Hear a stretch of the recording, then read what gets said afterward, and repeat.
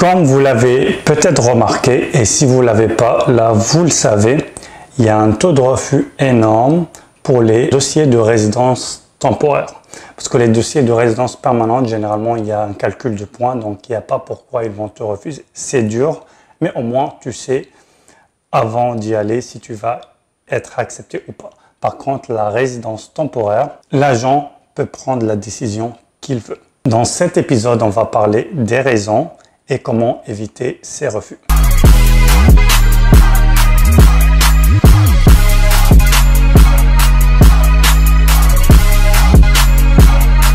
What's up YouTube et bienvenue dans cet nouvel épisode de Easy Canada Channel. Dans cette chaîne, je parle de l'immigration au Canada et de la vie au Canada. Je suis Zied Sali, consultant réglementé en immigration canadienne. Si vous voulez une consultation privée avec moi pour trouver des solutions à vos problèmes d'immigration, n'hésitez pas de me contacter. Je mets mon contact dans la description de la vidéo. Si vous êtes abonné à la chaîne, vous auriez des réductions. Sinon, vous pouvez poser vos questions dans les commentaires de la chaîne. C'est gratuit. Les abonnés à la chaîne auront une priorité de réponse. Maintenant, revenons au sujet. Je remarque de plus en plus un taux de refus assez remarquable pour les dossiers de visa visiteur, permis d'études et permis de travail. Les raisons de refus ne sont pas toujours convaincantes, mais c'est la réalité. Donc, les raisons pour lesquelles vous vous faites refuser, c'est que l'agent d'immigration a le pouvoir discriminatoire d'accepter ou refuser un dossier. Il peut juger que le dossier manque quelque chose ou qu'il n'est pas convaincu et vous refusez. Donc, des fois, vous n'avez pas le contrôle. Et ce que vous devez faire, c'est de faire un dossier assez solide. Parce que si vous ne le faites pas, vous avez de grandes chances d'être refusé. En termes de difficulté, je dirais les dossiers de permis de travail dans les emplois en grande pénurie sont plus faciles. Puis les permis de travail dans les emplois qui ne sont pas en grande pénurie.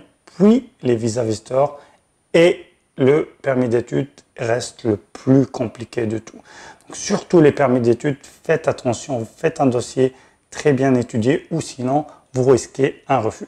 D'ailleurs, cette dernière période, il y a un grand débat sur le refus des étudiants venant de l'Afrique au Canada. Des fois, on parle d'un refus même automatique. Donc là, je ne peux pas juger, je ne suis pas à la place de l'agent, je ne sais pas comment ça se passe. Mais il y a quand même des cas qui sont assez dérangeants.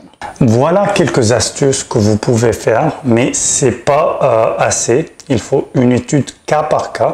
Là, c'est des astuces générales, mais chaque dossier que je prends, je l'étudie et j'essaie de dire au client qu'est-ce qu'il doit faire exactement. Mais en termes généraux, ce sont des astuces que vous pouviez utiliser.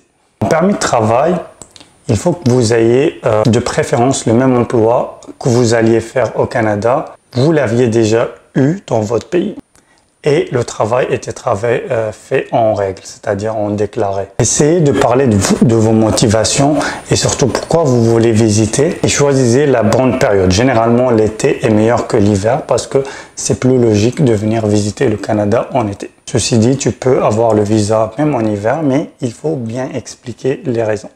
En termes de permis d'études, et c'est là c'est le plus compliqué, ayez le temps d'étudier votre projet, la cohérence du projet. L'erreur que je vois le plus, c'est les gens ils choisissent au hasard, je vais faire un DEP en informatique parce que c'est demandé, c'est des trucs comme ça, ou parce que quelqu'un l'a fait avant, il y a 4 ans où le taux de refus n'était pas comme maintenant, et il faut faire quand même. Connaître maintenant, c'est devenu un taux de refus assez énorme. Essayez d'expliquer que vous alliez retourner dans votre pays, les raisons, vous aviez des preuves.